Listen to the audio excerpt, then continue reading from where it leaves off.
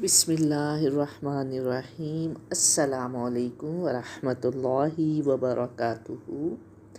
رب اشرح لی صدری ویسر لی امری واحلل عقدۃ من لسانی یفقہوا قولی۔ سورۃ البقرہ۔ سورۃ البقرہ میں ہم نے دیکھا کہ اللہ تعالیٰ فرما رہے ہیں کہ یہ کتاب ہدایت کی کتاب ہے، مگر کن لوگوں کے لیے؟ ان کی ہم نے صفات دیکھی، اور پھر یہ کہ اللہ تعالیٰ نے فرمایا کہ یہ وہ لوگ ہیں جو اس کتاب سے ہدایت پا جائیں گے۔ آگے اللہ تعالیٰ فرما رہے ہیں ان الذین کفروا سواء علیہم اانذرتہم ام لم تنذرہم لا یؤمنون۔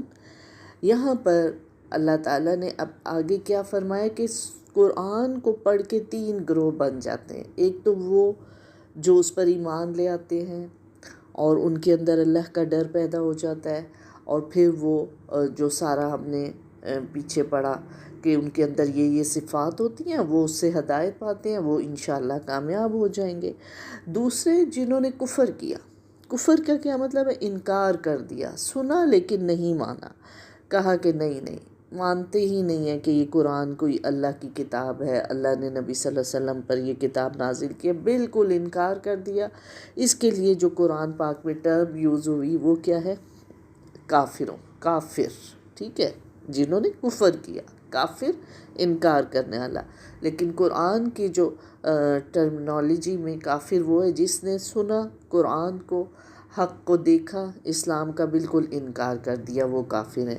تیسرا گروہ کیا ہے؟ وَمِنَ النَّاسِ مَن يَقُولُ آمَنَّا بِاللَّهِ وَبِالْيَوْمِ الْآخِرِ وَمَا هُمْ بِمُؤْمِنِينَ۔ لوگوں میں سے کچھ ایسے ہیں جو کہتے تو ہیں کہ ہم اللہ پر اور یوم آخرت پر ایمان لائیں، لیکن وہ ایمان نہیں لاتے۔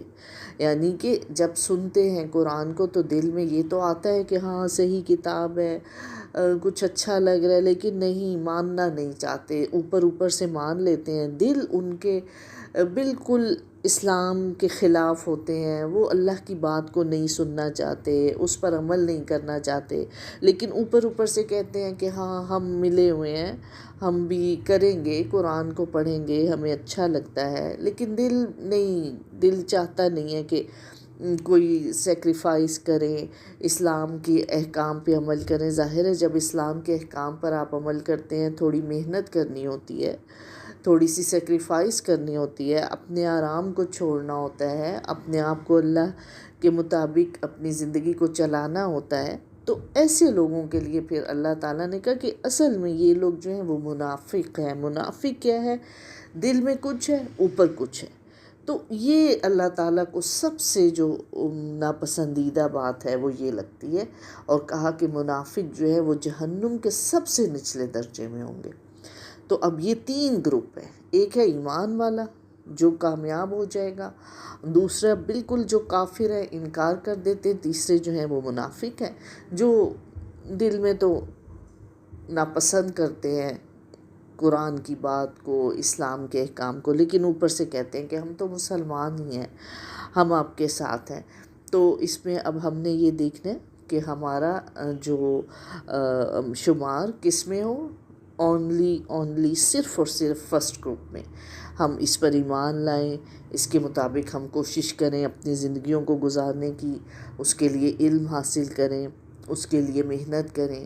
ٹائم لگے گا، ٹائم ٹیکنگ ہے، لیکن اپنے آپ کو ابھی سے نیت کر لینی ہے کہ مجھے قرآن کو صحیح پڑھنا ہے، سمجھنا ہے، اچھا مسلمان بننا ہے، تاکہ میں آخرت میں کامیاب ہو جاؤں۔ ورنہ تو پھر کافروں کا کیا انجام ہے؟ وہ تو جس نے اسلام کو نہیں مانا اور قرآن کو نہیں مانا، وہ تو بالکل کافر، جہنم میں جائیں گے۔ اور پھر جو تھرڈ گروہ ہے منافق، وہ بھی بالکل جہنم میں جائے گا۔ ان کے لیے تو قابل معافی یہ چیزیں ہی نہیں ہیں۔ اس لیے ہمارا جو شمار ہے وہ فرسٹ گروپ میں ہو، اس کے لیے ہم نے انشاءاللہ کوشش کرنی ہے، اور اس کی کوشش ہم سٹارٹ کر چکے ہیں، قرآن پاک کو پڑھ رہے ہیں، سمجھنا شروع کر دیا ہے۔ انشاءاللہ آہستہ آہستہ ہم ایمان اللہ تعالی ہمارا مضبوط کرے اور ہمارے عمل میں بھی بہتری آئے گی انشاءاللہ۔ اور اس کے لیے پھر ہمیں دعا بھی کرنی ہے، اللہ تعالیٰ سے بہت دعا کریں کہ اللہ تعالیٰ ہمیں نماز قائم کرنے والا بنا دے، اور اللہ تعالیٰ اب ہمیں اپنی راہ میں خرچ کرنے والا بنا دے، اللہ تعالیٰ ہمیں نیک انسان بنا دے۔ اور پھر وہ جو دعا ہے اہدنا الصراط المستقیم، یا اللہ ہمیں سیدھا رستہ دکھا دے۔ ہر نماز میں یہ ہم دعا پڑھتے ہیں نا تو بہت شعور کے ساتھ اس کو پڑھنا ہے، اہدنا الصراط المستقیم، بار بار اللہ سے دعا کیا کریں، اللہ تعالیٰ ہمیں سیدھی راہ دکھا دے۔ اور پھر ایک اور دعا جو قرآن پاک نماز قائم کرنے کے لیے ہے، شاید بہت سے بچوں کو آتی ہو، اور اگر نہیں آتی تو سب بچے اس کو یاد کر لیں۔ تو آج کی جو دعا ہے وہ انشاءاللہ آج یہ دعا ہم سیکھ لیتے ہیں نماز قائم کرنے کی۔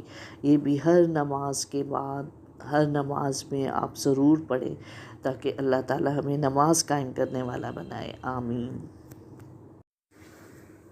تو یہ دعا ہے، سب اس کو سیکھ لیں نماز قائم کرنے کے لیے۔ ربی جعلنی مقیم الصلاۃ ومن ذریتی ربنا وتقبل دعاء ربنا اغفر لی ولوالدی وللمؤمنین یوم یقوم الحساب۔ ربی جعلنی، اے میرے رب مجھے بنا دے، مقیم الصلاۃ نماز قائم کرنے والا، ومن ذریتی اور میری اولاد میں سے بھی، ربنا اے ہمارے رب، وتقبل دعا اور ہماری دعا قبول فرما، ربنا اغفر لی اے ہمارے رب مجھے بخش دے، یعنی میرے گناہوں کو معاف فرما دے، وَلِوَالِدَيَّ اور میرے والدین کو بھی بخش دے، وَلِلْمُؤْمِنِينَ اور تمام ایمان والوں کو، یوم یقوم الحساب جس دن حساب قائم ہوگا، آمین۔ کتنی خوبصورت دعا ہے، اس میں یہ ہے کہ نہ صرف اپنے لیے، اپنی اولاد کے لیے، اپنے والدین کے لیے، بلکہ تمام مسلمانوں کے لیے دعا ہے۔ ایک تو یہ کہ اللہ تعالیٰ مجھے بھی نماز قائم کرنے والا بنا دے، اور میری اولاد میں سے بھی نماز قائم کرنے والا میری اولاد کو بھی بنا دے۔ اور پھر کیا، ربنا وتقبل دعا، اور اللہ تعالیٰ اے ہمارے رب میری دعا قبول فرما، اور پھر مجھے اور میرے والدین کو بخش دے۔ آپ دیکھیں کوئی نہ کوئی گناہ تو ہر انسان سے ہو جاتے ہیں، ہم جتنا بھی اپنے آپ کو بچانے کی کوشش کریں کوئی نہ کوئی مسٹیک ہو جاتی ہے۔ تو پھر یہ کہ صرف اپنے لیے دعا نہیں کرنی، یہ بھی ایک دعا کا ادب سکھایا گیا کہ پہلے اپنے لیے مانگو، پھر اپنے والدین کے لیے، اپنے فیملی کے لیے، اور اس کے بعد پھر تمام مسلمانوں کے لیے دعا کرنا۔ اب اس کی اتنی اہمیت ہے کہ اگر ہم سب مسلمانوں کے لیے دعا کرتے ہیں تو اللہ تعالیٰ ان سب مسلمانوں کے بدلے اتنے ہی درجات ہمارے بلند فرمائے گا جتنے جتنے لوگوں کے لیے ہم دعا کرتے ہیں۔ تو اگر ہم تمام مسلمانوں کے لیے دعا کریں گے تو تمام مسلمانوں کے برابر ہمارے درجات بلند ہوں گے۔ تو ہدایت کا جو یہ سیدھا راستہ جو ہے، یہ ایک تو کوشش ہم کر رہے ہیں، اور اس کوشش میں یہ ہے کہ قرآن کو پڑھنا، سمجھنا، نماز پڑھنے کی کوشش میں ہم لگے ہوئے ہیں، نماز چارٹ بنا رہے ہیں، اس لیے کہ اس کی اہمیت کا پتہ چلے کہ نماز وہ واحد حکم ہے جس کو ہر حال میں کرنا ہے، ہمیں کبھی چھوڑنا نہیں ہے۔ اور اس نماز چارٹ بھی اسی لیے بنوایا جاتا ہے کہ ہمیں ہر وقت نماز یاد رہے اور پتہ چلے کہ اس کو کسی حال میں نہیں چھوڑنا۔ دوسرا پھر بہت ہم کوشش کرتے ہیں لیکن کوئی نہ کوئی نماز رہ جاتی ہے، کبھی فجر کی رہ جاتی ہے، کبھی عشاء کی چھوٹ جاتی ہے، کبھی ظہر کی بچوں نے نہیں پڑھی ہوئی۔ اب اس کا کیا حل ہے کہ ہم اب اللہ سے دعا بھی کریں، کیونکہ اللہ تعالیٰ نے مسلمانوں کو کیا طریقہ بتایا ہے کام کو حاصل کرنے کا، ٹارگٹ کو اچیو کرنے کا طریقہ یہ کہ ایک تو اس پر خوب محنت کی جائے، کوشش کی جائے، اور پھر اللہ سے دعا کی جائے. تو یہ دونوں چیزیں جب شامل ہو جاتی ہیں تو انشاءاللہ پھر اللہ تعالیٰ اپنے اس بندے کو کامیاب کر دیتا ہے. تو آج کے لیے ہم اتنا رہنے دیتے ہیں. وآخر دعوانا ان الحمد للہ رب العالمین. السلام علیکم ورحمۃ اللہ وبرکاتہ.